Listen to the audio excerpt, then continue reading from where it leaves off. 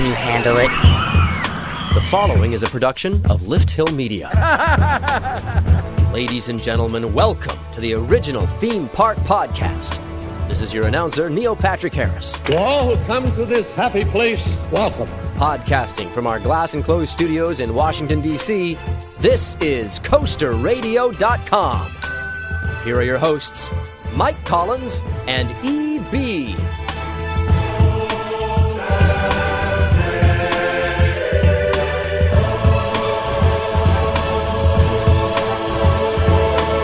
Hi, everybody, and welcome to the final episode of Season 12 here at CoasterRadio.com, the original theme park podcast. Thank you guys so much for being here with us throughout this entire season. And EB, we have got a great one to end things up this week. Yeah, I like this, Mike. So we have our final episode of the season here at CoasterRadio.com. It is Thursday. It is August 30th, and this is the day that Six Flags made all their announcements. This is the day we found out about Copperhead strike. So we decided we're going to do a live episode of CoasterRadio.com, and that's what you're listening to right now, CoasterRadio.com live, our reactions and the listeners' reactions to all of the announcements today. Yeah, normally we record the show on a Tuesday night at 9:30, and you can watch us record the show anytime we do it. It's at live.coasterradio.com, but we're actually doing it on a Thursday night, just hours after all the announcements were made. But we do have a live audience watching us right now, and this is really one of the more interactive episodes that we have ever done, because not only can people watch us record, but they are also participating in a chat room. So we've got everybody in there just kind of chatting about all the things we're talking about. But this time we've got two other things. We've got live polling we're going to be doing tonight. Yep. And we've also got a live Twitter feed going. So anybody who is watching right now on the webcast can actually participate in the conversation, either using the chat room, or you can tweet at us using hashtag CoasterRadio.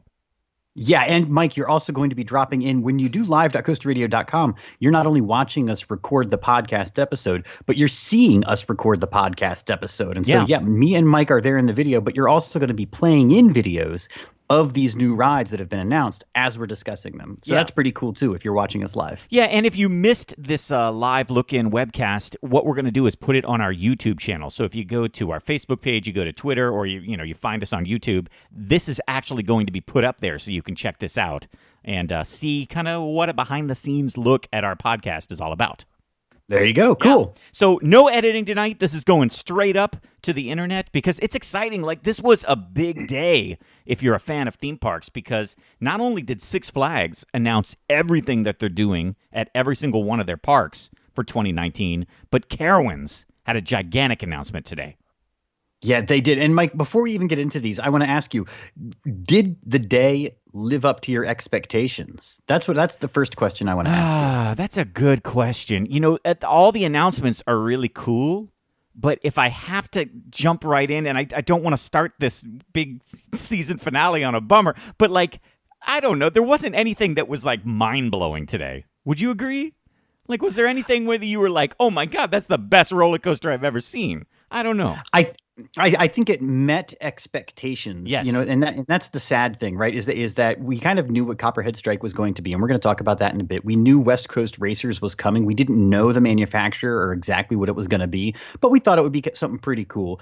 And then we knew, that Apocalypse was going to go floorless. We knew that there was probably going to be a roller coaster at Great America, but there were no surprises, right? Yeah. Didn't you want to see a T-Rex somewhere? Didn't you want to see a raptor somewhere that you didn't expect it was going to happen?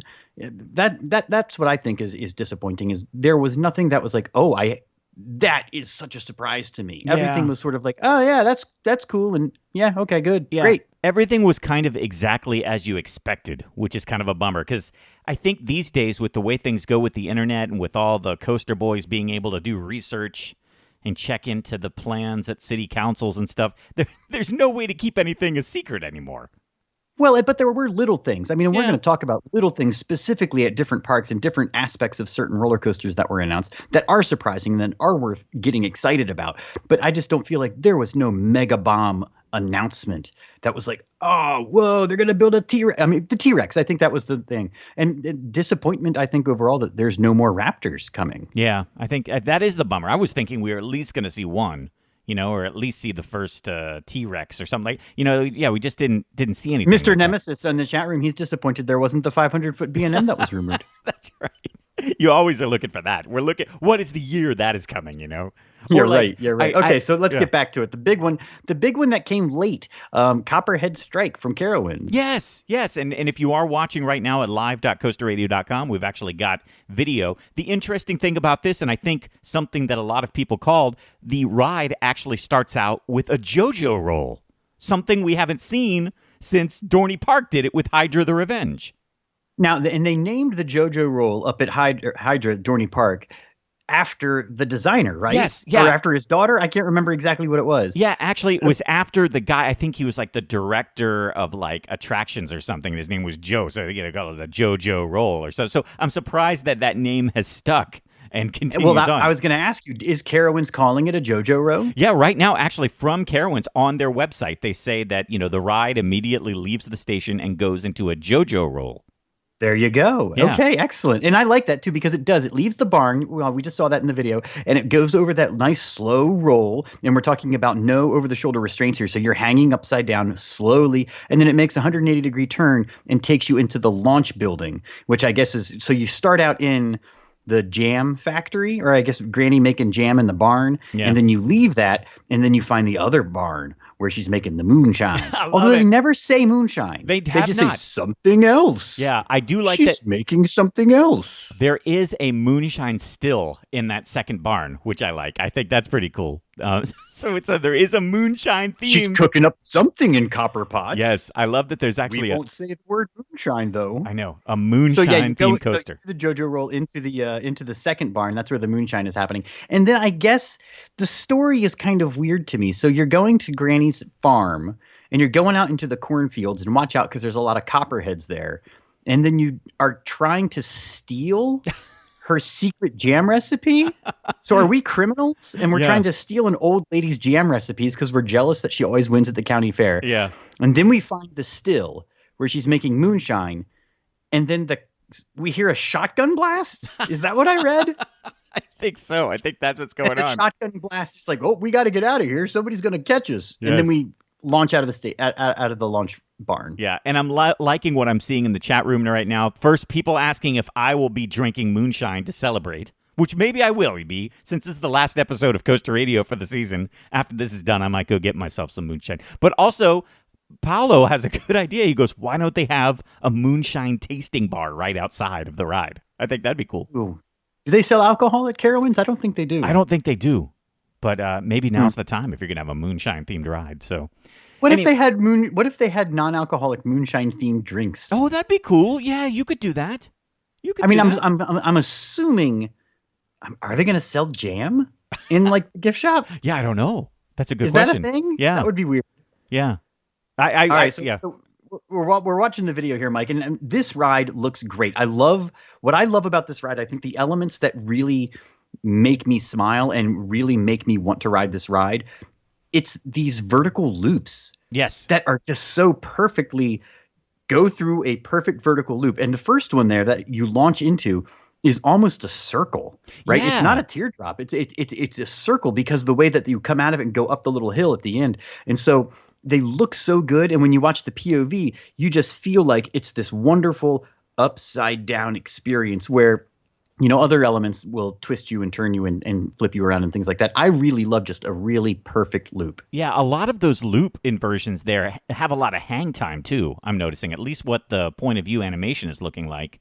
Also, 2 launches. I like that. So I always like it when the park kind of writes about, here's what's unique about our ride. And so I think, what do they say? It's the only ride in the Carolinas with 2 launches.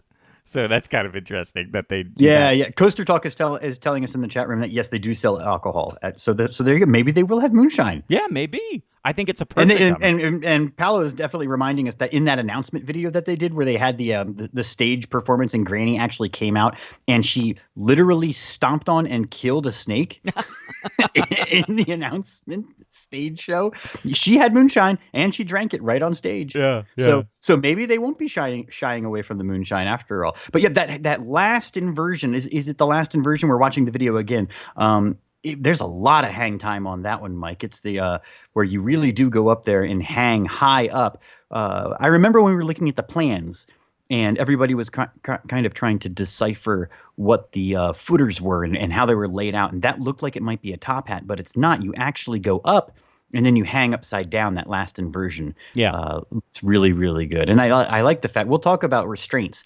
This ride is just the lap bar restraints, which makes it look even better. Yeah. And we'll talk about that in another roller coaster coming up. We'll talk about the restraints. Yeah, I want to talk about the launches, though, because the first launch is 0 to 42 miles an hour in 2.5 seconds, which isn't like the fastest launch out there at all. That's how fast my car can go. Yeah. My car can go fast. So I'm a little surprised about that, but I like the second launch that kind of launches as the ride is already moving, but kind of launches you into a bunny hop hill. So that looks like that's going to be fun. The launch begins before the bunny hop, continues through the bunny hop, and after the bunny. So that is really neat to accelerate through a hill. It'll be fun to kind of experience what that's like. Yeah. So I'm excited about that. So some neat stuff here. The ride is going to be 2 minutes and 24 seconds, about 3,200 feet. And I like it. I think it's going to be a good addition. And I remember when we were at Carowinds for the Coaster Radio meetup years ago, there were hints at this ride at that point. They were even giving us hints. They kind of pulled us aside, talked a little bit about what Carowinds was going to do, and this was the exact roller coaster they were kind of hinting at coming. Interesting. Yeah, it looks really good. I like the in the videos we see a couple of really good viewing areas that this ride is going to have. One towards the end, one at the launch in that first vertical loop. But the other thing I really like about this ride, Mike, is the logo. I do like the logo. Yeah. It's a snake made out of copper pipe. It's cool. It is. I do like it. And you know what? After having ridden Time Traveler at Silver Dollar City, I'm a fan of mock roller coasters. And I like that, like, you can tell, taking a look at this roller coaster, it's got a similar look to it and kind of some similar inversions and similar elements. I'm really excited about this. I like their style of ride. Yeah, I'm not feeling the old rusty barn. It's got a lot of my home park, Holiday World, Thunderbird. It has an old barn. I don't like an old barn. Yeah, I would have rather it have been something else. Like, I wish Granny wasn't in an old rusty barn. It would have been fine for her to be in a nice barn. Yeah, I don't know why they true. went with the old rundown barn, but that's okay. It's cool. It'll be great. There's 3 different buildings, it looks like. So you go into the load building, and then the launch building, and then there's another building at the end, which maybe is maintenance. I don't know. Yeah, I am really hoping that... And a cornfield. There's a cornfield in this rendering. I remember when Thunderbird was announced in the rendering, there was a cornfield. And it's like, well... There literally is a cornfield next to Holiday World at that spot, but you're not actually going to plant a pumpkin patch and a cornfield next to the ride, and they didn't. And this one has a cornfield too, and it's like, you guys are not actually planting a cornfield in the Carolinas like you have in this video. Stop it. Yeah. I am really hoping that I don't know, that they really have fun with the barn itself, especially at the launch barn, and maybe do some effects in there. I know there aren't any in the POV that we're looking at, but I'm really hoping that they do something like some smoke, some steam, something like that in there that makes it a little fun. You'll have that, like some rattling kettles and the pipes are kind of about to burst, and then you hear the sound of the whoever has the gun. I guess that's coming to chase you out. If it's Granny herself, or if it's the cops, or I don't know who's coming to chase you out of there. But yeah, there's going to be something in there. Yeah, I think so too. So and the question here in the chat room is Granny going to be a walk around character? And you gotta think yes, no. That I would think so. I think you'd have to have an old granny out there, like screaming, yelling. Yeah, That'd because be so fun. this is what we found when we went down to Carowinds, is they have the old county fair people walking around. So why wouldn't you have Granny? I mean, we literally saw like carnival people doing a pie eating contest on the Midway. Yeah. In that area, right? So you've got to think that Granny's going to be there too. Yeah, I would hope so. That would be they had some pretty good characters when we were there for the meetup in that county fair section. Yeah, I like that. So I think that could work. We're doing a poll right now at live.coasterradio.com. We're actually Hot or not. Yeah, we're throwing it back to our hot or not episodes. We're going to do it for every single ride we talk about tonight. Copperhead Strike right now getting 100% hot. 100%. So nobody having a problem with this so far. So that's good. And I know, I'm curious what's going to happen once we get into the Six Flags rides. If everybody's going to say every ride is hot, we'll find out. But right now, 100% hot. Yeah, right. Yeah, so we'll see. So there it is. So I think it's a great addition. I'm wondering in terms of, I'd like to find out what the money spent is, because they said it is the largest addition they said the largest announcement. Counting the hotel. Yeah, they're counting the hotel, which is totally unfair. I mean, that's got to be the answer, right? I guess so. I had to laugh, though. Somebody on Twitter was making a joke saying they said it was the largest announcement ever in Carowinds history, and they were basically saying maybe they meant that the stage presentation they did was the largest announcement presentation. Why? Because they had like that Christmas lady come out, and then Granny came out and stomped on a snake. Yeah, maybe that was it, because that costs some money to do that type of thing. I don't know. So let's move into Six Flags now. Six Flags is unique in that they take all of their parks and make all the announcements for the year on one day. Yeah, and let's talk about this real quick. Did Carowinds, they planned their day for announcing Copperhead Strike on the same day they knew Six Flags was going to do all of their announcements. That's kind of a bold move, right? I think so. Do you think they knew? Do you think do you think they kind of looked over, or did Six Flags do it after? Do you think somebody picked the date first and then somebody else picked the day after? It's a good question. I don't know, because normally you would think they wouldn't want to do it all on the same day, but also maybe they're thinking, if Carowinds did pick that day, maybe they're like, hey, we know we have something that's better than anything Six Flags is going to do. Who knows? It is interesting that they went on the same day, and I kind of do wonder. And we're obviously going to get into it here with all the Six Flags announcements, but at the end of the day, who won, Six Flags, the entire chain, versus Copperhead Strike? There's a reason we did it first, Mike. Yeah. Yeah, you might be right. But Six Flags, we'll to be fair to Six Flags. All right, let's get into it. Yeah, they did have some pretty good announcements. I think let's start with what could arguably be the best one. I mean, I think you have to either go with Magic Mountain or Great America, depending on which type of ride you like. 2 roller coasters, yeah. Yeah. Although some of the other parks did get roller coasters too. We'll talk about that. But yes. Let's talk. Do you want to do Magic Mountain first? I think that'd be pretty good. Do we need to spend some time talking about the Six Flags announced video? I think so. Do we need to spend some time doing that first? I think so, because every year it's something that gets talked about. It's pretty wild. All right, what is his name? Jim Anderson? Yeah, Jim Reed Anderson, yes. Jim Reed Anderson, this British dude, this year, he's done this a couple years now, and this year he's in outer space. They spent some money on this, Mike. I mean, video production, it didn't look cheesy, but even cheesy costs money. Yeah, that's true. That's true. Right? I mean, and here's the question I have. As a video guy yourself, does Six Flags know it's dumb, or do they think it's really cool? That is a great question. Are they purposely going for cheese? Right. That's what I wonder. Does he think? I mean, like tomorrow morning when they have their staff meeting, is he going to be there at the head of the conference table and be like, "That went so well. I thought it was. Did you see when I made the ET reference? I think they loved it. Yeah. It went so great." Or I really wonder if he thinks he's funny. I think it could be, and I have no idea, but it might be one of those situations where they are afraid to tell their own CEO that he's not funny. Right. Yeah. Right. Did he go in there and say, guys, it's going to be a forceful launch. I'm sorry. Guys, it's going to be a forceful launch. Yeah. So I'll say, may the force be with you. Oh, yeah. Say, that's a great idea, Mr. Anderson. Yeah, I think that's it. Because have you ever worked? Yeah. Have you ever worked for an organization where like there's the all-powerful CEO, but people are afraid to like be anything but a yes man to him? And I really wonder. I mean, if anybody who is listening to this right now, you have to find the Six Flags announced video and watch this thing, because this guy, he's like chroma keying himself in a spacesuit, floating through outer space, talking about how Six Flags has the greatest thrills in the universe. He is dropping puns from science fiction movies left and right. Open the pod bay doors, Hal, right? And then he like tosses it back to Houston. We have a problem. It is all over the place. And I mean, we talked about this last year, I think, when he did his whole like, I'm a biker dude. It's like on like a bad green screen again. Is it I really don't know, Mike. I really don't know if he gets it, if he knows he's funny. Because I know, like you said, have you ever worked for that kind of boss? I have absolutely worked for the boss that doesn't get it. Yeah. And I wonder if he doesn't get it. Well, you know what's funny is that I wonder if they're trying to... David Wise says in the chat room, wait a minute, that was fake. He wasn't in space. No, yeah, believe it or not, that was all green screen.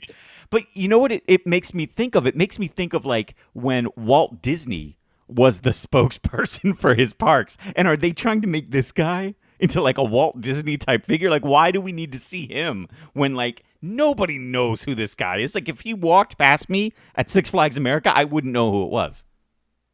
Wait a minute. At this point, you still wouldn't?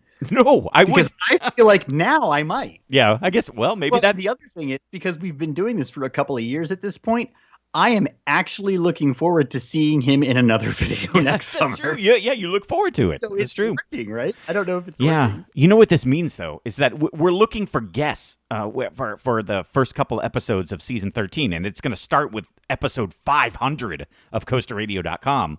I doubt it's going to be him now. Like, I was thinking, do we get Jim Reed Anderson to come on? We could ask him. Yeah, we could ask. But do you know who I think we could get, maybe? The guy who put together that video.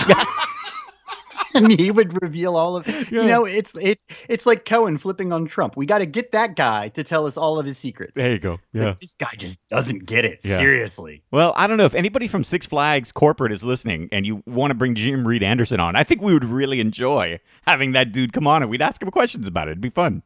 For real. I like Jim. Hey, you know what? In all seriousness, Jim Reed Anderson, you're a cool guy. I like what you're doing. It doesn't matter if you get it or not. You're funny, and I look forward to it. Yeah. Like I already said. Okay. Let's get into the rides. No, that dude has some big British balls to put himself out there, and I appreciate. I don't know if he's British or Australian or whatever, but like, dude's got some balls. I like that. Get yourself out there, man. That's good. He made a tea joke. He had to get back in time for tea or something. Yeah. See, all right. He's all right by me, man. Yeah, great. Come on, episode 500. Come on, it'd be great. Jim Reed Anderson.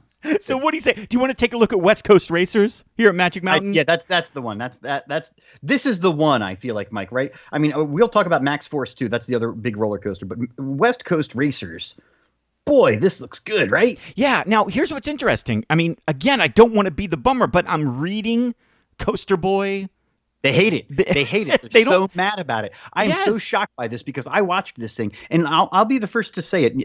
This is a Mobius roller coaster, right? It's a racing roller coaster where the tracks actually swap. Yes. As they return to the station. When I first watched this, and then went away, and then came back and watched it later in the day, I didn't realize you get to ride both sides. Right.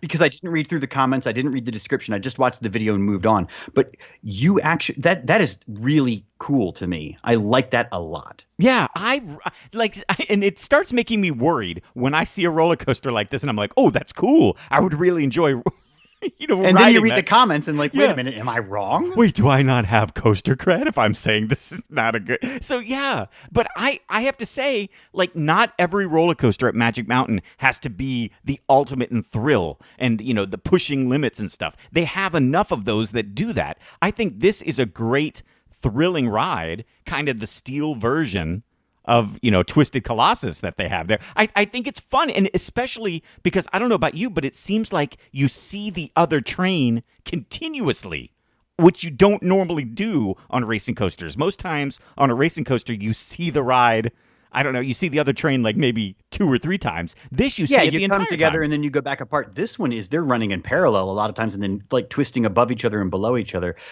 Coaster Studios actually put out a really great commentary video where he kind of broke it down and discussed all of the elements, made those comparisons to Twisted Colossus. I thought that was a really good video. I love this. It's by Premier Rides. It's not as fast as people might have wanted it to be. Something else to mention is this gets Magic Mountain to 20 roller coasters, which is 3 more now than Cedar Point. Remember back in the day when Cedar Point and Magic Mountain were battling for who had the most roller coasters? And then now Magic Mountain's like, yeah, we got this. And Cedar Point's like, okay, we give up. Yeah. They're not even, you know what I mean? I like this a lot. This might be more interesting to me than Copperhead Strike. I think I like this one the best. Interesting. Because I was going to ask you at the end of the show which of these rides piques your interest the most, and so far this is it. Very Yeah, I interesting. mean, the high five moments, the racing elements, the fact that you are staying low to the ground. It's not the fastest ride, right? What does it top out? 55 miles an hour? Yeah, yeah. But the fact that it's so low and you're constantly racing. I love a racing roller coaster. And this one just is the racingest of racing coasters. Yeah. It seems like, right, it's themed to the cars. It reminds me a lot of Stunt Track, which is not a fast, incredibly intense roller coaster. It's not the longest roller coaster, but it's fun. It's well themed. It's cars. But this is racing. This looks great. We should talk about the pit stop now. Yes, please talk about the pit stop. I'm very interested to hear about that. This is really cool. So you start out, you both launch out of the station, and then so if you're in the first car where you load in, you race the other car. Then when you come around, because it's a Mobius coaster, you park back in the station. The other train, they load new people. You're in the other side of the station, and there's some sort of pit stop that happens. Yes. Yeah. So we don't know what that is. There's nothing in the animation. We've heard no descriptions whatsoever about what that is. Something is going to happen in there. If it's screens, if you just listen to audio and there's like, you're in an interesting room, you have to think that it has to be something long enough that if they have a problem on the load side, it stays interesting. Yeah. Right? So something's going to happen in that pit stop area. Then both trains simultaneously move out and launch again to race. Yeah. So you get two races, essentially, one on each side. Then you come back around and you end up back on the load station side and you depart. So I'm really curious. I think that pit stop is going to make or break this ride. Yeah, and I think what it's going to be is one of the guys from West Coast Customs is actually going to that's have what they themed. That's what they've themed the ride to. And it's got like the logo on the front of the car and all that stuff. But there's nothing else in the ride with their branding. So is that going to be in the station? Yeah. Very interesting. A couple of stats here. It's going to have 14 track crossovers. It's going to have that high five moment that you spoke about.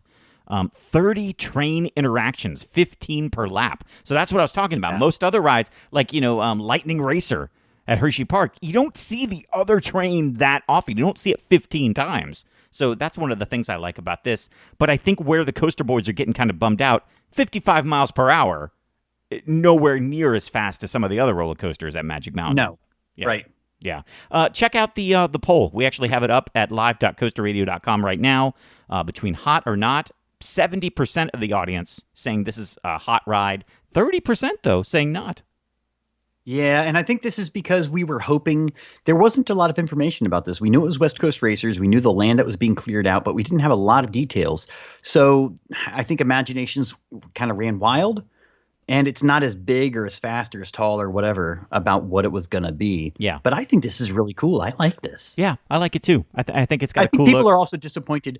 The haters, I feel like, are, why is this going to Magic Mountain? Don't they have enough? Yeah, that's true. Right? They already have Twisted Colossus. They already have this is the only park that has high five moments in North America, and they have both. Yeah. Of the only high five moments in North America in racing coasters. So why not give that to another park in the chain? Yeah. I mean, we're going to get into what the other parks in the chain are getting, and they're not getting much. No. So why are they piling it all in on Magic Mountain? So I think that's why people are saying it's not hot. Yeah. You know what's going to be interesting, though, is this is where we are probably going for the 2019 CoasterRadio.com meetup.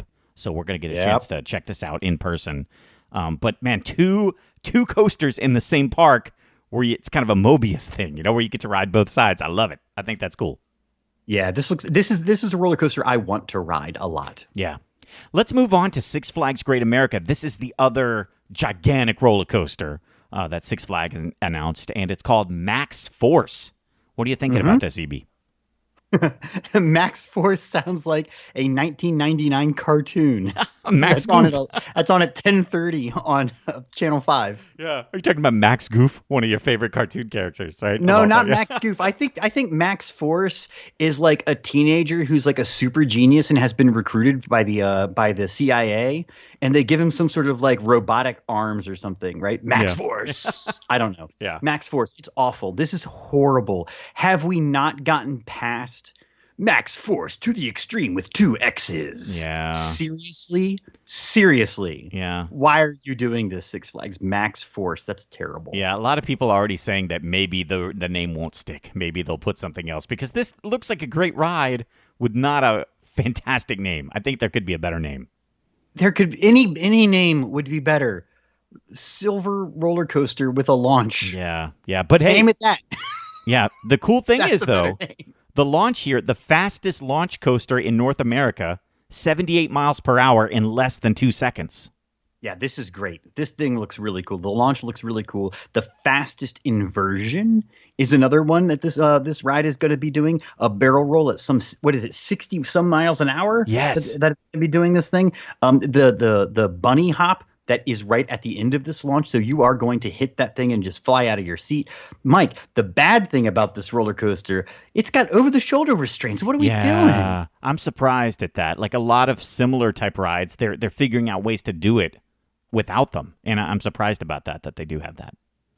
Yeah, I mean, how about what's the other ride in the park that has full throttle, right? Yeah, Full throttle doesn't have over-the-shoulder restraints, built by the same manufacturer, goes upside down in the tallest inversion.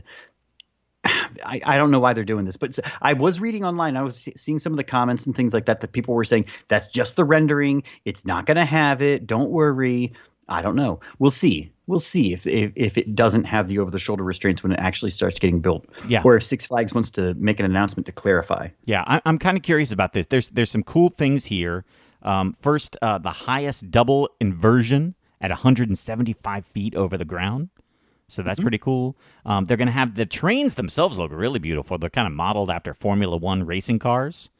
So that's great. This is this park's Great America's 17th roller coaster. So that's, getting close to Cedar Point and Magic Mountain areas there. But here's what's neat is that I have not seen a roller coaster go 0 to close to 80 miles an hour in 2 seconds other than Hypersonic XLC back in the day. This is fast. Yeah. This is really fast. And I think people are going to really like the launch. And the fact that it launches into that bunny hop is going to be a weird thing. And then it goes straight up into that big hill. It's going to be a good launch. Yeah. So I'm really excited about that launch because I remember Hypersonic being so insane. I mean, that going that fast, that quickly was something pretty wild. Well, and we're watching the video again. We're live.coasterradio.com is when we record the show. We're watching the video. There's a lot after the ride, and I feel like the launch is the ride. It isn't necessary to have all of that because it's great already. Yeah. But there's plenty of stuff that comes after the launch, too. Yeah. So we're doing polling here, and 92% of the Coaster Radio audience right now saying that Max Force is hot. So that actually getting a better rating than West Coast Racers, which is interesting. Yeah, so more people excited about that. Is it because is our audience more of a thrill-seeking audience that they want the extreme thrill, so they like, the 0 to 78 mile an hour launch in under 2 seconds? Is that what we're talking about? Yeah, maybe it is. Maybe it is. I mean, this one does have the launch. It has that little bunny hop. It goes up high and has great inversions and things like that. But I don't know. The fun of the racing coaster to me is still my favorite. Yeah. So I like it. I think it's good. It's interesting. I'm looking now. We've gone through 3 roller coasters. I'm trying to figure out. It's always so hard to tell by looking at point of view videos which of these is truly going to be, the big winner next year. When we get to January and we're taking a look at the best new roller coaster of the year, which one is it going to be? I can't tell yet. It's still up in the air. But I think that's what's fun about these announcements days. To take a look at that. So yeah, so far some pretty good roller coasters. Let's go out to the West Coast, Six Flags Discovery Kingdom. This has made me laugh when I saw the name of this ride. For you talk about sometimes Six Flags not being original, not kind of reusing ride names. Six Flags Discovery Kingdom getting a Batman the Ride. But not the Batman, the ride that you think they should get. Yeah. So it's not exactly it. It's basically going to be one of those 4D coasters, 4D free fly coaster that a lot of the other parks have been getting. But I hear mixed reviews about these rides, so I don't know. Well, I haven't been on one myself, and it looks fun. But some people say it's like too intense. that it kind of makes you sick, but other people love them. So I don't know what to think about this. Yeah, I mean, this is the Green Lantern ride at Magic Mountain. This is, I don't. It has a flat ride kind of a feel to me because the footprint is so small and you're spinning around so much in those seats, right? This is the wing coaster where you're just kind of spinning as you go around and around on this track. And so you don't really get the sensation, I feel like, of being on the track so much as that's just the path that you're following as you're flipping all over the place. Yeah. And why would they call this Batman and not I have no idea what they're doing with this thing. I mean, it's great, and it's a great ride to have in a park. It looks really cool in a park, I'm sure, but I don't know what this thing is supposed to do. Yeah, I need to ride one of these myself because I've heard so many different opinions on it that I really want to get on it. And why isn't it called the Joker? They have 5 other Jokers in other parks. Why is it Batman at this park and not Joker? Yeah, or even anything else. So because a Batman the ride to me is so iconic. It's supposed to, right? Yeah, it's supposed to be the B&M, inverted roller coasters. But I mean, I know that's like to us, like theme park fans, we know that, and not the general public and stuff. The audience completely split right down the middle on this right now, 50-50, saying hot or not. Just about 50-50. Six Flags Fiesta Texas apparently also has theirs is themed Batman the Ride, where Great Adventure, Great America, Six Flags Over Texas, and New England, theirs are the Joker. So, yeah. I don't know what. And when Six Flags New Mexico calls theirs Wonder Woman. Yeah. They're SNS 4D. Yeah. I don't know what y'all. Six Flags, this is the thing. I mean, we joked about this a lot last year with Six Flags about how they will put the identical ride in different parks and then call them different things. Yeah. Right? We saw this with the Harley Quinn and the Cyborg and Superman. Guys, I don't know why you do this. Just call it the same thing. Yeah. I think this is one of those rides that I would like to sit and watch, but I don't necessarily want to ride. I think the flipping would be too much. I think it would be fun. Well, then the chat room here is pointing out that it's next to their Joker roller coasters already. So so they can't call it that. So I don't know. This is the first one that doesn't excite me. I think all of the other rides we've talked about, I'm like, oh yeah, I would make a trip to the park because we've seen this before and we can access it and we can go ride this exact same ride, in a dozen other parks. But I got to be honest, I wasn't excited the first time I saw it either. When it was brand new at one of the other parks, when they put it in Magic Mountain or whatever. Because it's technically a roller coaster, but it plays like a flat ride to me. Yeah. Right? Yeah. Yeah. So a lot of times Six Flags, kind of puts similar rides in all of their parks. I mean, they're a giant chain. They can't have brand new, unique rides in every single park. Sometimes they do have to put the same thing. But I do like it when a park gets a ride that has been duplicated a lot of places, but they go for a world record with it, making it the tallest or the fastest of its kind. And that's what's happening at Six Flags Great Adventure. I like it. Well, when you say greatest and the world record breaking, you mean 3-way tie, right? Yeah. Because that's what we're really doing here with this thing. This is the big giant pendulum ride, right? Yeah. This is what we're talking about. The 17 stories tall. Which one are we talking about? Yeah, are we talking about the Joker one, or are we talking about the Wonder Woman one, or are we talking about the Harley Quinn one? Yeah, well, this one is at Six Flags Great Adventure. It's Wonder Woman Lasso of Truth. This is the Wonder Woman Lasso of Truth. Yeah. That is yet another Wonder Woman Lasso of Truth. That is a totally different ride. Yeah. This is why for us, for theme park podcasters, it starts getting confusing because if somebody calls in and says, hey, I rode Wonder Woman Lasso of Truth, we don't know what you're talking about. Great. How was that roller coaster? Yeah. You're like, oh, no, it's the pendulum ride, guys. Yeah. So like all of a sudden, like there's enough to memorize when we're talking about all this stuff. And now I'm totally thrown because I don't know. Like I'm going to have to sit there with a list of all the Six Flags rides to figure this out. It does get difficult. This thing looks great. I have become more and more, the more pendulum rides that I ride, I love these things more and more. My family loves them. My wife loves them. My kids love them. This would be a lot of fun. I have not ridden any of these gigantic ones yet, and so I would really like to. Yeah. I think this is great. If they want to plop these down in all the Six Flags parks, great. They're cool because it looks cool and they're really fun. Yeah. You gotta love it, man. Like 75 miles an hour? That's fast for one of these rides, Yeah, this is a lot of fun. Yeah, 172 feet in the air. That's cool, man. Yeah. So I do like it. I love these. I wish, I'm with you. I wish every park had one because I just think it's one of those that's like, it's so exciting. And it's one of those that it feels completely different once you're on it than you think it might. Mhm. It's Yeah. not sickening at all. You just get this like free flying feeling and stuff, and to do it like 17 stories in the air, man. That's Oh yeah, pretty I cool. mean, I like a little teeny tiny one. I mean, the chaos rides are the little tiny ones like they have at Kentucky Kingdom, and they have the little one up there at Knoebels has a little one. The little ones are great. Yeah. The big ones, they're awesome. They're Yeah. so much fun. Yeah, They're all great. the audience likes this one, EB. 100%. Nobody is saying it's not hot. Everybody likes it. Okay, Yeah, good. Yeah. So you know what? I mean, that's everybody agrees with that one. So see, that's an example of why a park doesn't need to put in a roller coaster every year to have a hit. I mean, this is you got to have a well-rounded collection at your park, and that's what they've got. So I think that's cool. Mm-hmm. Good stuff. Let's go to Darien Lake. It's going to be a new Six Flags park or an old Six Flags park that's back to Six Flags again, I guess you can. They are installing the Six Flags Sky Screamer. Yeah, so they're getting a Skyflyer, right? I mean, this is Yeah. what they're getting, a big swing ride. It is a big swing ride, 242 feet. Yes. That's really, really tall.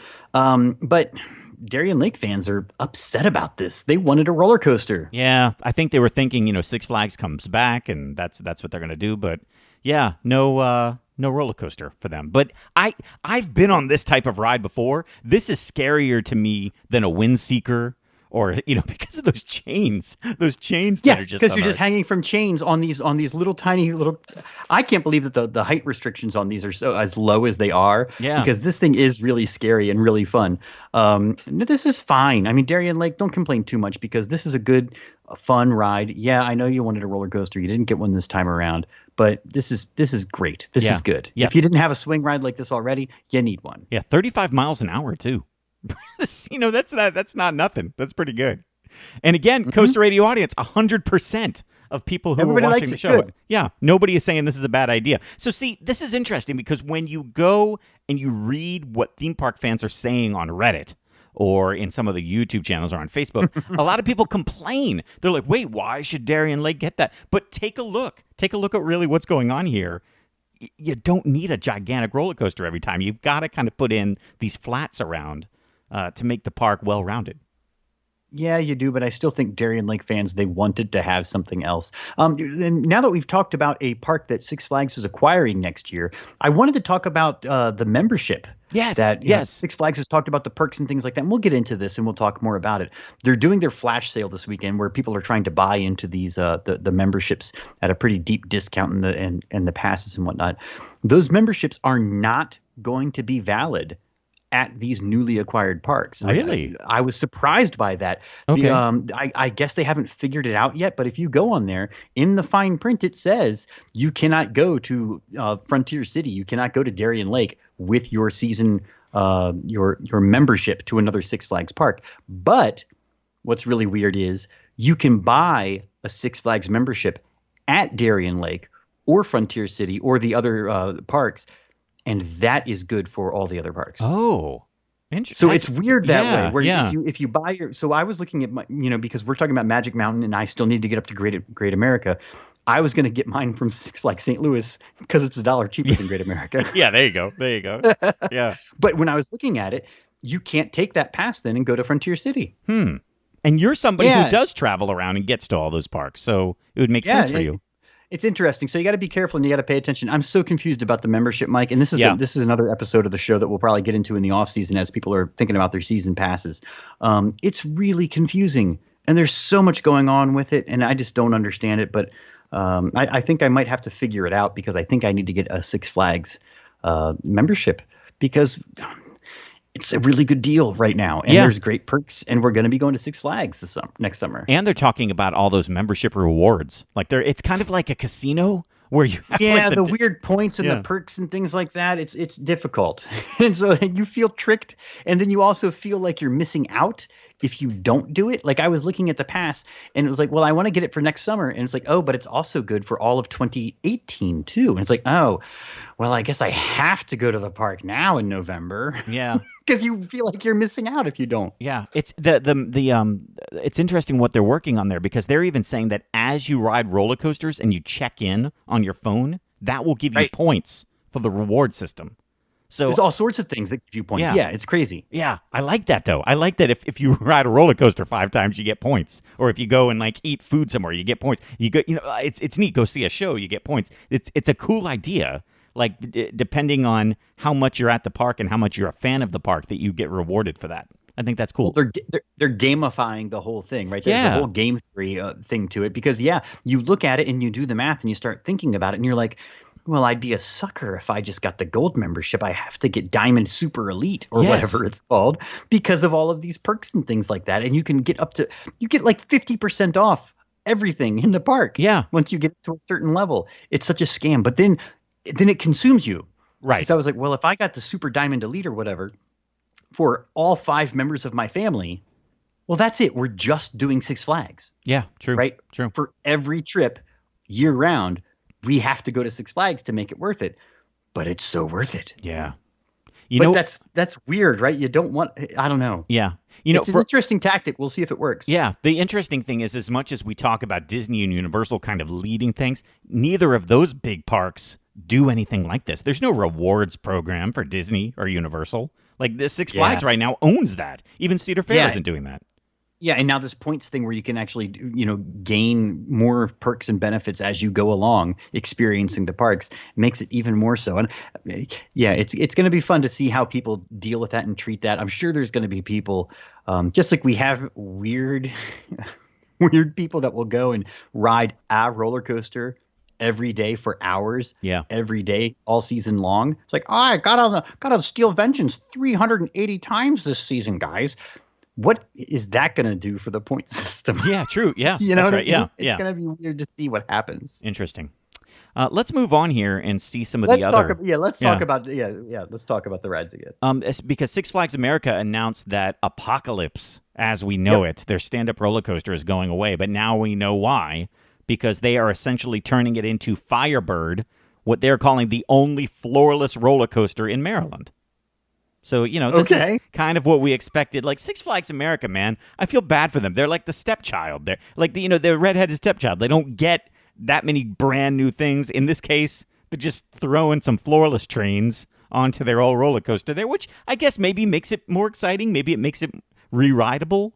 I don't know, but Is there going to be fire? I mean, Apocalypse had effects on it, right? Originally? Yeah. But did the effects continue to work all the way until Apocalypse closed down? Are they going to be bringing that back? And I love this. We're watching the video now, live.coasterradio.com. They're showing actual real video. There's no rendering of Apocalypse or Firebird with the new floorless trains. And they're showing other floorless roller coasters. Yeah, they're showing the one at Fiesta, video, Texas. Yeah, they're showing the Superman at Fiesta, Texas. They're not even bothering to show a rendering or anything. So it just shows that Six Flags America doesn't get the respect and love from the corporation. It's just... You can see the cliff of Fiesta, Texas in the background, and the track is blue and yellow and red. Yeah. I mean, they could have at least thrown like an orange filter on this thing to make it look like fire. Whatever. That's what I'm surprised. I'm surprised about that. So, yeah, I feel bad for them, but at least it's something. It's not like they're just getting a restaurant or something. They are getting, supposedly a quote-unquote upgrade to their ride there. And they've got to change the floor out and stuff like that. But we're definitely getting this is now when we are kind of turning the corner in the Six Flags announcements, yes. Mike. Let's move on. Yeah. By the way, the audience split on it 50-50, saying hot or not. So, well, it's too bad we're losing another stand-up. There's not very many of them left, but this will make this ride rideable again. Yeah. So speaking of Fiesta, Texas, which is a fantastic park. It's one of the best parks I've ever been to, especially in the Six Flags chain. They are getting the Joker wild card. So yes, the Joker wild card, because as everyone knows, Joker is a pendulum ride. Yeah. No, it's not. And of course, wild card. What do you think of when you think of wild card? Something that's rectangular? Nope. This thing is triangle shaped with a big circle on the end. Yeah. So what is this Joker wild card, Mike? What are they doing at Six Flags? Well, it's the exact. Maybe it's that CEO. Maybe he's sitting there. He's like, all right, this one's going to be called Joker. And what does he do? He has cards. Joker wild card. You know what's Or interesting, maybe though? they like have a giant wheel that they spin. I have no idea how they're choosing the names for these things. You know what's funny is how they're marketing this there. They're saying it's the world's tallest. Yes, but also the fastest ride in their history at 75 miles an hour, even faster than some of their roller coasters. That to me is interesting. But you're right, it shares the world record with 2 of their other parks. Right. So again, it's the world's fastest in a 3-way tie. Yeah. Kind of. Yeah, I always like how they do that. It's always fun to see the marketing of these things, you know? Stop. I don't know. So when we take a look at what Coaster Radio audience is saying about it right now, so far positive. 66% of the audience saying it's hot. And I mean, we talked about this with the Wonder Woman. This ride is great. It's an awesome ride. We just don't understand how Six Flags names things. Yeah. Yeah, that's a thing. But you know what? I mean, as much as us as theme park fans talk about it, there's Firebird in the background watching the video there. There it went. Firebird going on. So let's move on to the next one here. Let's stay in Texas. Six Flags over Texas. They've got the Lone Star Revolution, which essentially is a Larson Super Loop. Yeah, the big one, the 100-foot Super Loop. Yeah. Great. So good. You're like, there's nothing else to talk about. I mean, is there? Right? Have you been on one of these before? Like, is it thrilling at all, or is I've never been on the 100-foot ones, but I've been on other ones before, and they're fine. Yeah, they are. I mean, it's just like at the fair, right? I mean, this is where we've ridden this thing. It's the dumb loop at the fair, except a little bit bigger, and it slowly goes up and slowly goes around. You go 6 times, I think, is what this one's going to do. 6 inversions. Yeah. It's fine. It's perfectly fine. Yeah. I would never qualify this as a roller coaster, no matter what debate you want to have about it. So I think it's good that we finally come down on that. But again, this is the equivalent of getting any other kind of flat ride in the park. I feel like you could get an Enterprise, and I would be just as excited as a Larson Loop. Yeah, they're saying that it's the largest coaster of its kind. It's the 100-foot version. It's the new gigantic one. Yeah. I mean, I guess that's the you know, but they're all calling it a roller coaster too. So yeah, they try, but no, it's not. That's the other thing. Is it technically a roller coaster? Nope. No. Roller Coaster Database doesn't count it, and so I think that's where everybody goes to make that decision. But definitely the general public definitely would. Oh man, Coaster Radio audience doesn't like only the dumb ones. Yeah. I'm looking at what the audience is in the poll here. 77%. It's not. A quarter. So they only 22% of the audience thinking this is a good idea. So I don't know, but you know what? It's one of those things. It's a spectacle. You know, you put Was it in the last park? year or the year before that they did like 5 or 6 of these things at Six Flags? Because I feel like obviously Six Flags over Texas somehow didn't get theirs in that round. And it's like, oh, we're getting this new ride a year later. Yeah. That's it. So, yeah, I mean, that's the thing. Like the Six Flags announcements, like the first 5 are fantastic, but then you start seeing the same thing that you saw last year at another park. Well, because that's what they say now is their new thing is every park's going to get something new every year, even if we have to make it up, like we're going to see later on when we just rename a water park. Yeah. Yeah. So here's one that confuses me. Thrilling restaurant. With that British accent. So Six Flags New England, they are getting the Cyborg attraction. And yes. The thing is, though, is this the same Cyborg attraction that we have seen other places, or is this slightly different? I saw it described as a roller coaster on one site. Really? They are. It looks like a pendulum ride. I think the video that they used was like a Cyclos pendulum ride, like one of the small ones. Yeah. Inside some sort of dark ride attraction.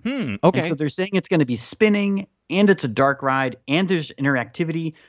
So we don't know what this thing is, right? I mean, we're watching the video right now here on the live stream. You can't tell what this thing is. Yeah.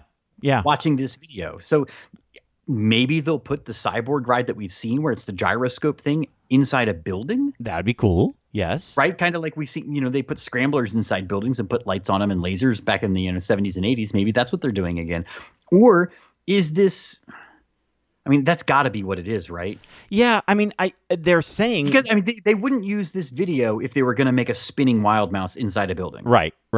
Well, what they're saying, though, in their press release, they're saying that it's actually going to have a DC superhero storyline featuring... It has a story. Yeah, so to it. Like all these other rides don't, but it's about Cyborg's battle with a DC supervillain. So, and they're talking about state-of-the-art lighting and sound effects. So maybe they are going to put it inside a building. That'd be cool. Yeah, so you actually are going like on a tour of Star Labs, and then something terrible goes wrong, and then you have to battle your way out or whatever it is, and Cyborg comes to save the day. So that to me says it has to be like a traditional dark ride attraction or some sort of like Wild Mouse that goes through a show building with different scenes along the way. Yeah. But the video that they've produced it's a Cyclos that is, or a Huss Frisbee, and then they've put that like superimposed on video of just darkness. Yeah. And so who knows?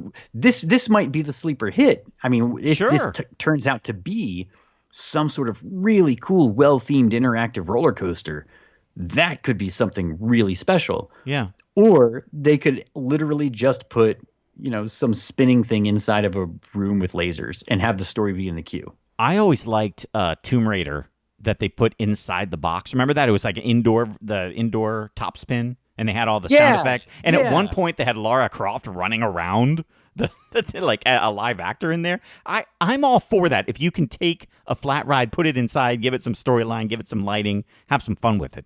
Pretty cool. Oh yeah, and then what's one of the indoor scrambler rides? Astrosphere. That's so much fun. That was right. Something like that would be great. Yeah, but is cool. I don't know how they're going to make it have a story without it being bigger than that or more than that. Yeah. Coaster Radio audience not sold on this EB, but it's close. 57% saying no, 42% saying yes. So, could be worse, I guess. But yeah, Tom is wondering what's in the shed, the cyborg shed. Yeah, there we go. Six Flags Over Georgia, they're also getting one of these pendulum rides. This one called Pandemonium. It's got a cool theme, though. Kind of got the steampunk theme going for it. Yeah, the steampunk thing that's so hot right now. Yeah. It's been, right? It's been around a little while. But this is not as big as the other one. You got to wonder why they wouldn't put the big one in at Over Georgia, too. Like, give them the 17-story one. This one only 15. Another world record holder. Yeah. Why not make it a four-way tie? Yeah. This one's 150-some feet, where the other one's at 170.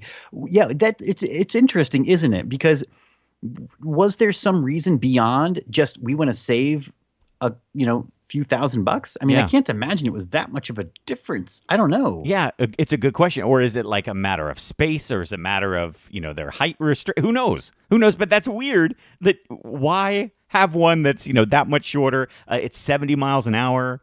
It's kind of strange, right? Instead of going all the way up 178 feet or whatever, this one's only 147 feet. Maybe, too close to the airport. That's another thing that Brian's talking about in the chat room and stuff. It could be. Could be any of those things. Sure. That's when you got to do the Glenwood Caverns thing and dig down, man. Oh, Come on. yeah. See, there you go. Put this thing 50 feet in a pit. Yeah. A little trench. And then you go back and forth. So wouldn't that be cool? Yeah. So how many parks then? So we're talking about 4 of these going to Six Flags parks? Yeah, 4 of these big giant pendulum rides. Yeah. The audience likes it, though. 66% of the audience saying it's hot, 33% saying not. So, I have no problem with these. Yeah, it's pretty good. One last one that we'll take a look at here, at least with video if you're watching us at live.coasterradio.com. And I don't know, it's Six Flags St. Louis. And the first time we've seen a ride named this after Supergirl. We've not seen that before. Yeah, we've got a Supergirl. And again, I mean, I talk about this a lot, that the character renderings that they choose for these rides, they're totally unique. And they don't match the comics. They don't match the TV shows. They don't match the movies. They are their own Six Flags versions of these characters, right? They have a totally different face or hairstyle or costume. So, yeah, this is Supergirl. And it's not the Huss Enterprise. It's that new one that they just got down there at Kentucky Kingdom. Is it from Zamperla? I think it's Zamperla. Yeah, this is that Zamperla, where it's basically it's basically an Enterprise without the cages. Yeah, right? Yeah. It looks cool. It's fun. Another good flat ride. I rode one just like this at Lagoon, and it's super fun. It's a great ride. Yeah. But again, let's just build in this ride and then slap a DC Comics character on it for no good reason. Yeah. And why is it green? I'm watching this. Why is it green? Supergirl isn't green. Yeah, that's a little strange. It's almost like they're showing. Well, they're obviously showing a video of somebody else's ride of this one. But again, you can do better than that. Yeah, that's true. The audience likes it though. Video. 57% like it, 42% not like it. But if Six Flags is saying every park is going to get something new and they don't have a lot of money for what they're doing at St. Louis. Give them something. Give them something. Yeah, it's something. Yeah. Yeah, so that's pretty good. That's all right. Now, this is where we get to like all of the also-rans, I think, so we can sort of go through these quick. Yeah, this is like third tier now we're getting to. Yeah, in fact, even if you're watching on the live look-in webcast right now, we don't have video for any of these other ones, so like the production value goes down on the webcast as you're watching this. So we'll go through quick because we're getting to the end of our show here. LaRonde also getting a Super Loop. They're going to call it Chaos. So that's what's going on there. A 7-story one, though. They're not getting the big, huge one. They're not even getting the big one. Yep. Yeah. Six Flags Great Escape. They're going to add to their water park. They're going to rebrand it as Hurricane Harbor and get a bunch of new things there. Yeah, this is the one I was joking about, where really the big thing that's coming to Six Flags Great Escape is a new name and a little kiddie ride that's like a water park version of the Teacups. Yeah, there we go. Also, Frontier City, a park that you just visited right before they made the big switch. They're getting something called Timbertown, which is going to have 4 new attractions for kids. Yeah, and this is weird to me. I'm really surprised by this, honestly. I think they're having 3 new attractions. The video that we saw, obviously, of other parks' attractions, we saw like a little frog ride that went around. We saw another small ride, and then we saw a kiddie coaster that looked like a mine car roller coaster. So Frontier City might be getting another roller coaster credit, which is kind of cool. Yeah. But the strange thing about Timbertown at Frontier City in Oklahoma City is it has these non-branded characters. Bucky Beaver, Hootie Owl, Bubba Bear. Right. What are they doing? Why are they doing this? I'm so surprised because when I went to Six Flags, or when I went, not yet Six Flags, Frontier City, I walked around thinking, how are they going to do the brand overlay of Six Flags? Because we're going to start seeing, Toontown, and we're going to see Bugs Bunny, and we're going to see Daffy Duck, and we're going to see all the DC Comics characters. But no, they're bringing in these original characters. Yeah. It doesn't make any sense to me. Why not put in these rides and then rebrand that whole area DC Super Friends? Make it like, the DC Super Friends where it's the kid versions of the DC Comics characters, or make it be Bugs Bunny and make it be all of the Tasmanian Devil is the spinning ride. Why are they doing Bubba the Bear and Hootie the Owl? This is weird to me, and I don't understand it. Yeah, a little strange. At Six Flags Mexico, they are bringing, you asked for it here, they come DC Super Friends and Bugs Bunny Boomtown. So that's what they're adding. Why isn't this coming to Frontier City? This makes no sense. Yeah, interesting, right? Actually, over there, too, they've got a Six Flags Hurricane Harbor they're adding as well. So they've got, I think they're going to add one of those King Cobra slides that we talked about years ago here on the show. I like this King Cobra slide. It's so good. In the video that we saw on this one, you actually do go all the way up into the snake mouth. Yeah, there we go. That's good. And then one last one. This is the park that people don't talk about, but it is part of Six Flags. Wet n Wild Splashdown in Houston and Wet n Wild Phoenix. Those are actually 2. They're going to rebrand them as Six Flags Hurricane Harbor. So that's something we'll probably hear a lot more about. Right, and they're getting nothing. Yeah, there you go. The new name. They're just putting the new sign out front, and that's it. So that's where their money's going to. So there we go. Those are all the announcements for Six Flags and also Carowinds. So it was a big, big day today. A lot of announcements for a lot of parks.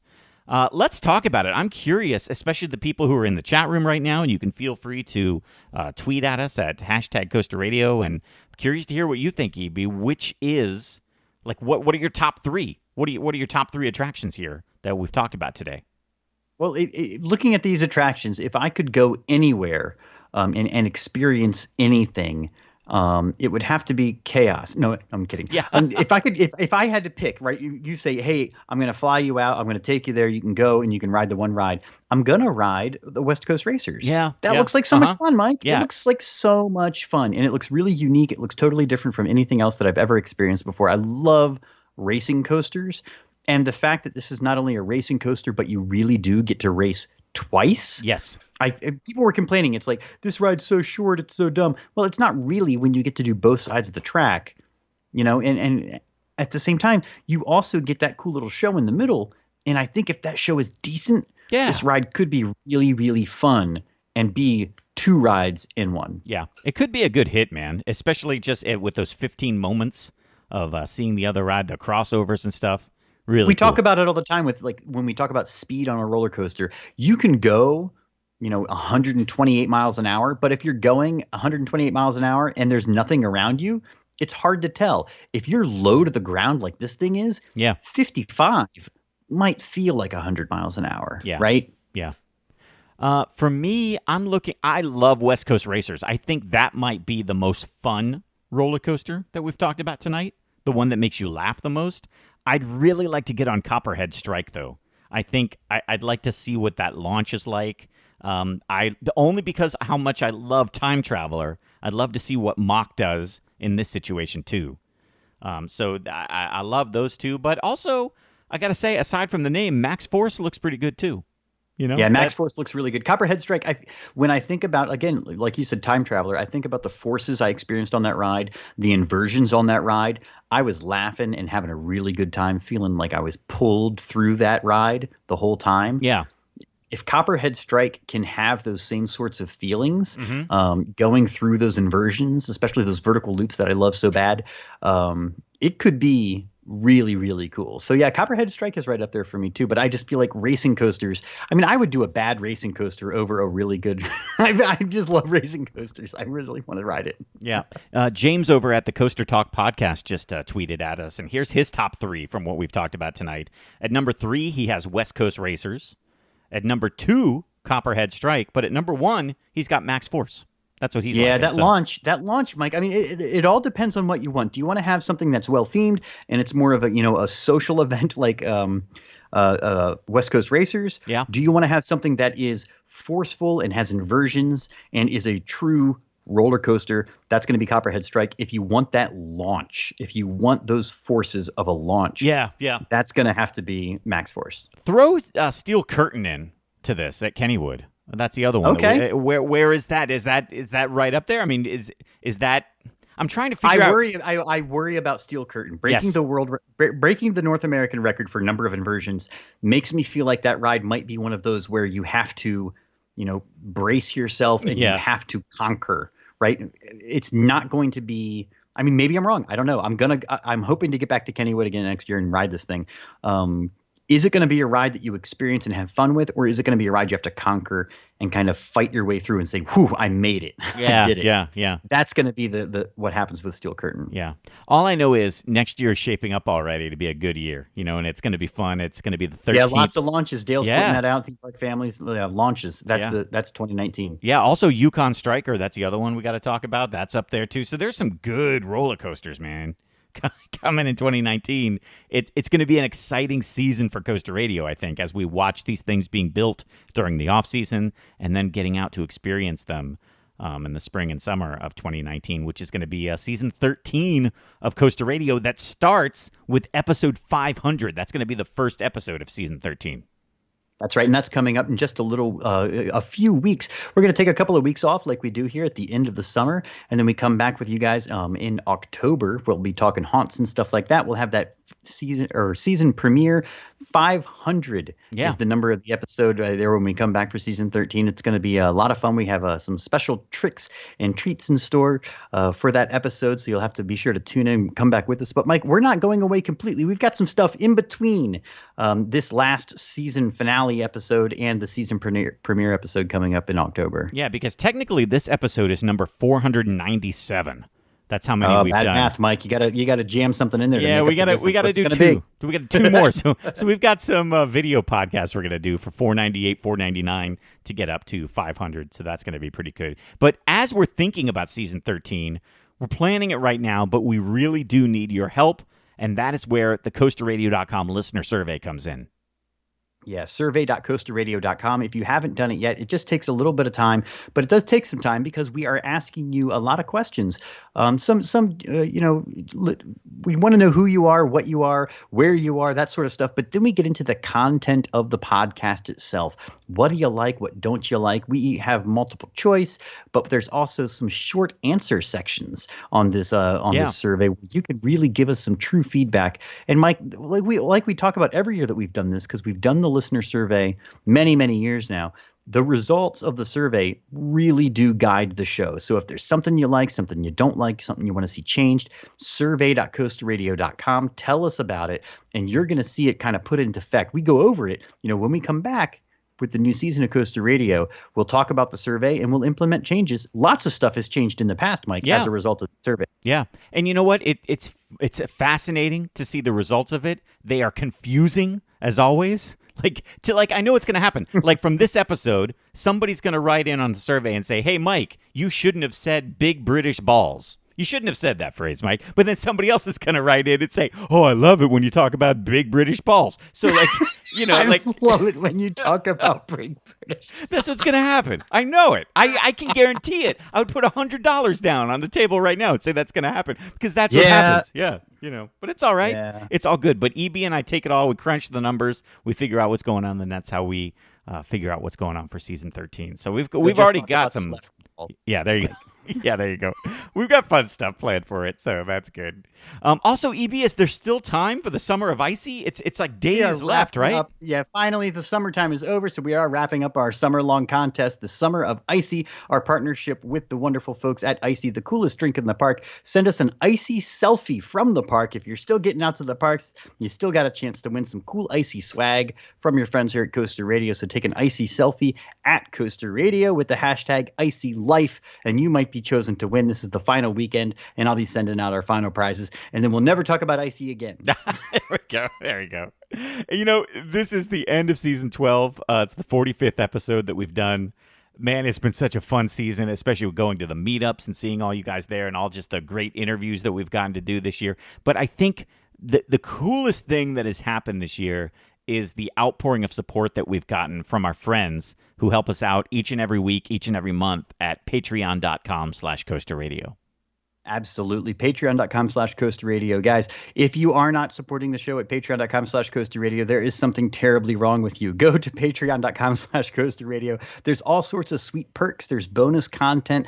There's all sorts of fun little extra things that are going to come your way. Yep. If you're a supporter of the podcast for just a couple of bucks a month or whatever you can spare, whatever you think the podcast is worth, Patreon.com/CoasterRadio. And we will say thank you to everybody who supports the show, but an extra special thanks goes out to those who support us at the $20 pledge level. Brad Brinkman, John Brody, Rick Burnley, French Coaster, Stephen Coriel, Greg Delaney, Tony DePhillips, Neil Patrick Harris, Jordan Hill, Marshall the Big Easy Hider, Timmy Young, Brian Cosson, Matt from Yorkshire, Kevin McGully, Dan the T-Shirt Guy, Miller, Chris Rankin, David Sakala, David Uwanowicz, Jason Wade, the Y family, Kevin Wilson, Tim Wilson, and a pledge in memory of Alex Schechter. And we really want to thank our honorary executive producers. We had a fantastic Google Hangout with them just a couple days ago talking about the future. We made some decisions there with the executive producers, Mike. That's right. The top tier pledge level at patreon.com/CoasterRadio. We were guiding the show on this last one. Yeah. It was really good. Sometimes we get on there and we just goof around and talk about theme parks and stuff, but this time we really made some good, plans for the future. Thanks to Todd Houts, Slater, Brian Wackler, and Jason Wade. Fantastic guys there. Yep.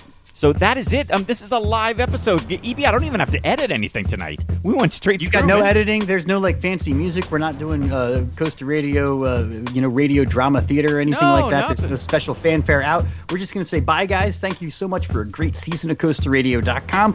Can't wait to join you back again in the off-season. The off-season shows are always so much fun. Please do support the show, patreon.com/CoasterRadio. If you're planning trips to some haunts, remember CoasterRadio.com first. Then click the hotels.com logo at the top of the page. That referral is another really good way to support the show. Do your Amazon shopping there too. CoasterRadio.com first. Click the Amazon.com logo at the top of the show. If you stuck through all of those names that we read on Patreon and you're listening to this message, an extra shout out and special thank you to you as well for that. So thank you, guys. Yes, guys, thank you so much. We'll see you back here at CoasterRadio.com for season 13 and the 500th episode of our show.